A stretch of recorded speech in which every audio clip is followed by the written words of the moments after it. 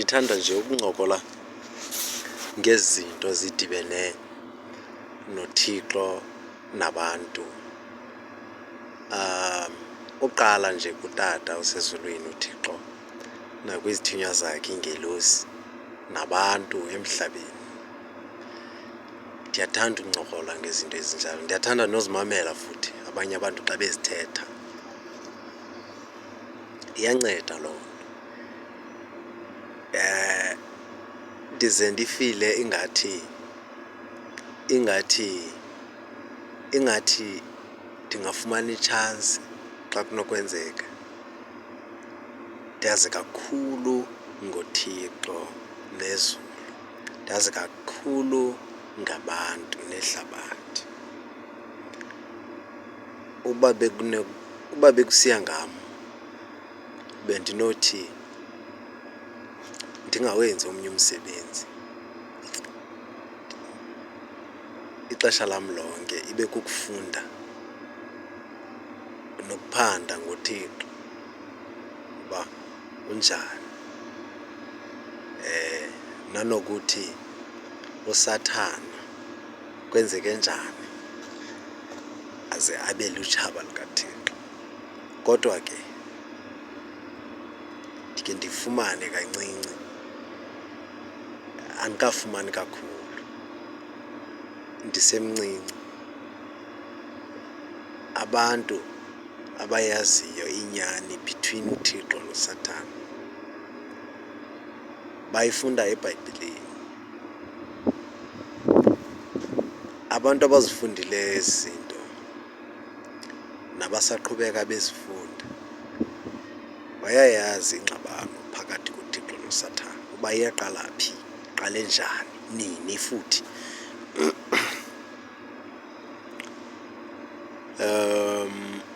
Kuthiwa uSathana kwaqala kancinci ngokuya uSathana wayesahlala ezulwini, ngokuya wayesamamela uThixo esathobela. Waqala kancinci kancinci ukungamhloniphi uThixo entliziyweni yakhe,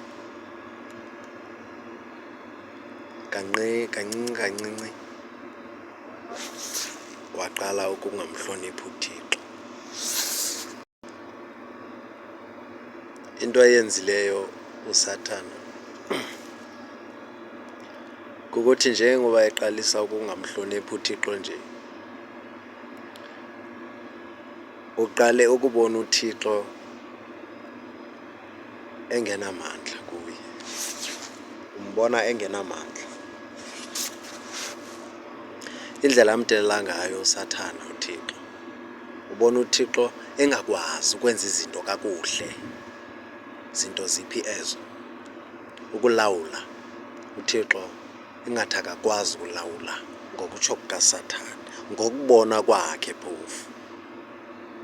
Ibonakala kakuhle loo nto xa ujonga indlela uSathana athethe ngayo kuEva. uSathana usuka phaa ezulwini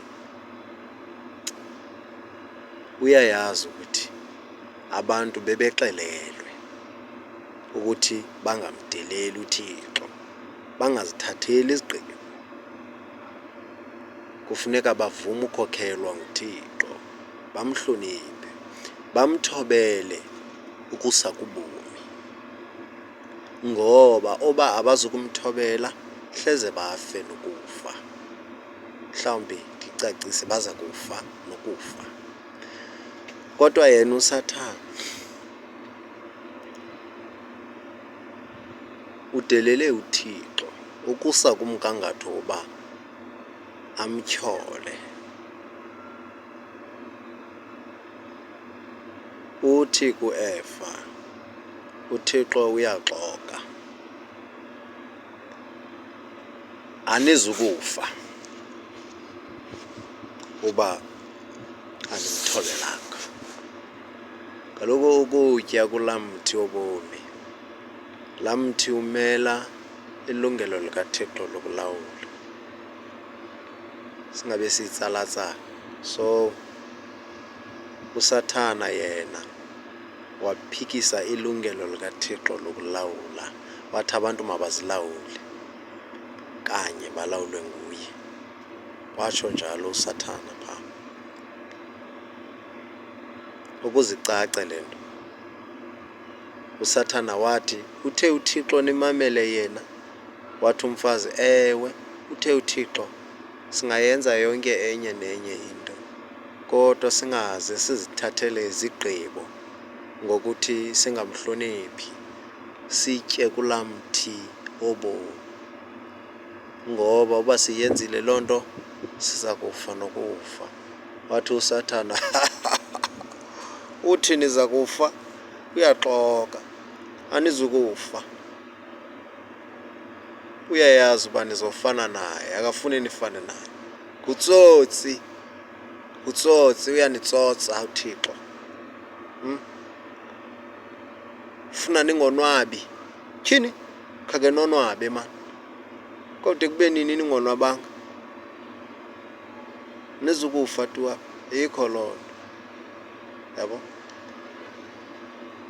Ukhokho wethu uEva wawujonga lo mthi, wajonga iziqhamo zawo, wabona ukuthi ulungele ukutyiwa umthi, kutsho uSathana. Watya. Yabo? Indoda yakhe xa ifikile wayixelela uba andityile, itya. Indoda yatya nayo. So namhlanje ihlabathi lonke, ngokutsho kuka Izikhilelo 12:9, uSathana ulahlelwa apha phantsi, walahlekisa ihlabathi lonke.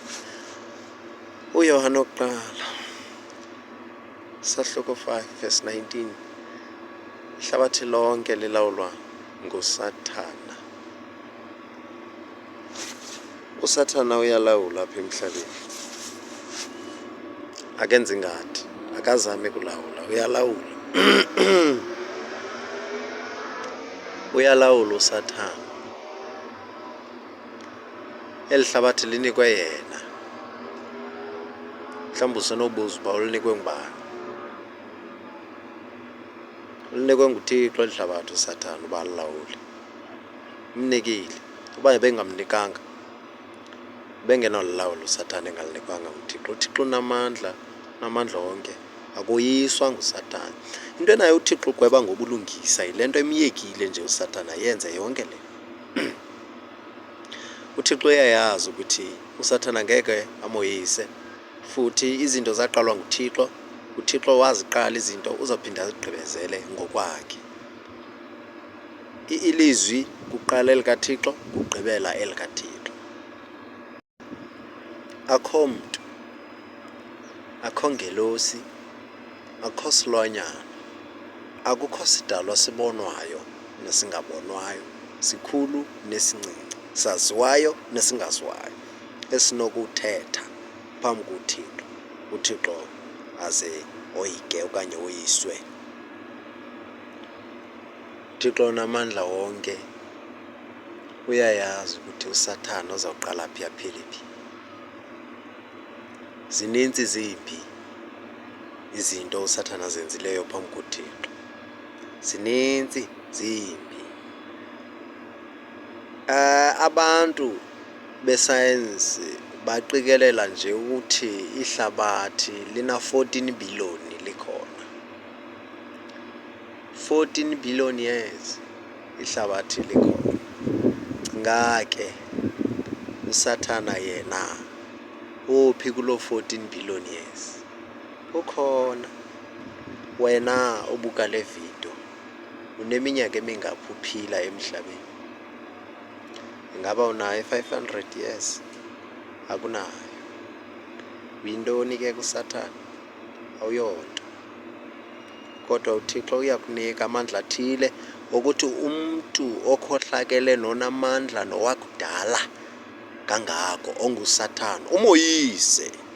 Uyakunika uba umoyise ngandlela ithile. Wena ufana nenkungu, wena ufana nothuli, uyeyona nto incinci xa ukhonjerishwa nengelosi ekhohlakeleyo enguSathane. Kodwa uThixo uyakwazi ukuthi izinto ezigqekekileyo zeli hlabathi azikhulise ukudanisa izinto ezibubulumko beli hlabathi.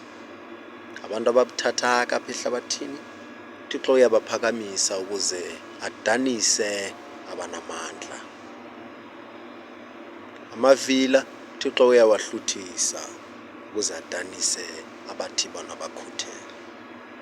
Amagwala ayoyisa emfazweni nawo kwenzela uThixo uyise amarhuti. Uqatso alufunyanwa ngabanamendu kuphela, amavila.